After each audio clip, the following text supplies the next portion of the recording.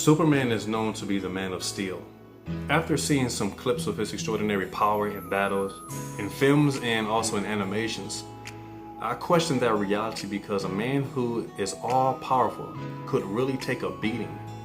The science behind Superman says that he is invincible, except when he's around kryptonite.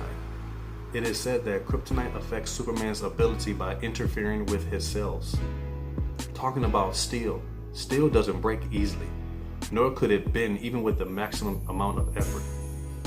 I question his power because Superman has been knocked out like he stole Debo's bike. Even when his opponents wasn't capable of having kryptonite, yet he still takes a beating like no other.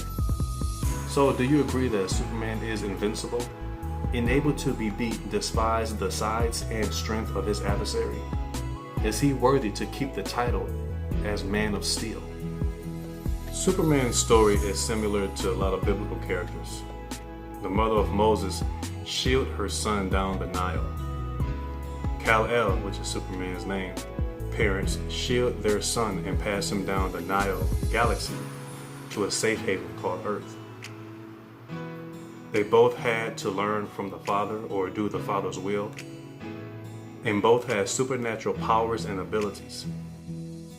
Let's look at the origin name of Superman, Kal-El. Kala in Hebrew means light.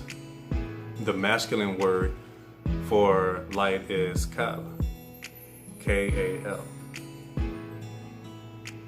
El in Hebrew is God, or having a title as a god. And sometimes this was known to be the god of Baal or any other god that was especially worshipped in the Old Testament. So we have Kal-El. And put it together, it's the god of light, or a light god. Our Heavenly Father has a weakness. Although he isn't weak, he's all powerful. Nothing similar as the superheroes in this age. But his soft spot is what Satan uses to try and pull God down on his level.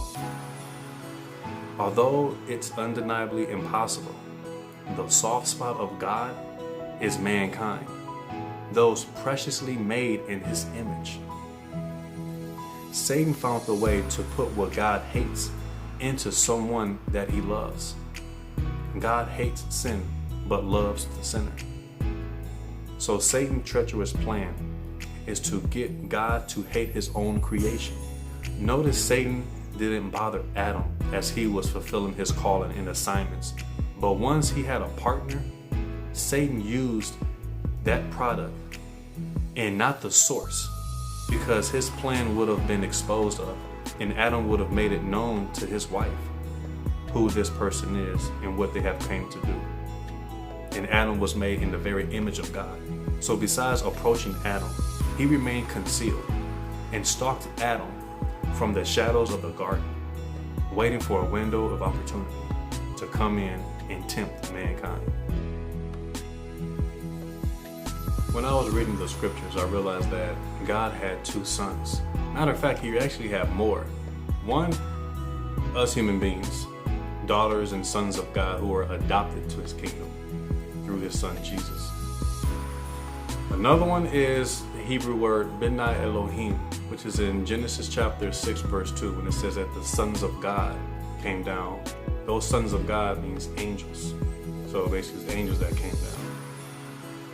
And then the one I'm mentioning now is his two sons, which is in the book of Matthew and also in Luke.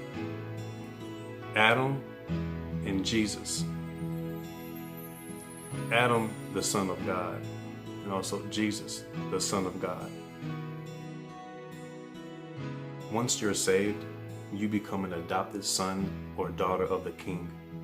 Therefore, you first need milk, not meat, nor a weapon.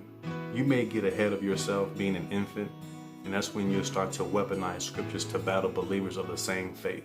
But you have to mature first. You need to know what comfort means. You need to know verses that are full of encouragement.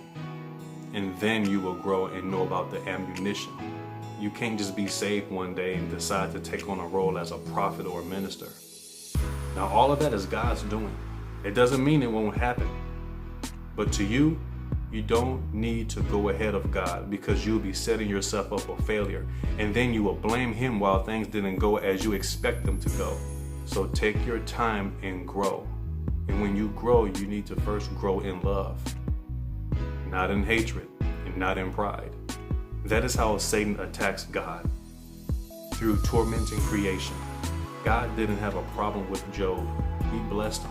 He had a hedge of protection around him, his family, and his possessions. The natural nature of God's existence towards his people was evidenced in Job's life. It was Satan who hated what God did and tried to find an excuse to remove the blessings God has for mankind. God doesn't put people in hell. We do. We send ourselves there because of unrepentant actions. We continue to live in wickedness, not thinking of the consequences thereof. The patience that our Creator has for mankind is extraordinary.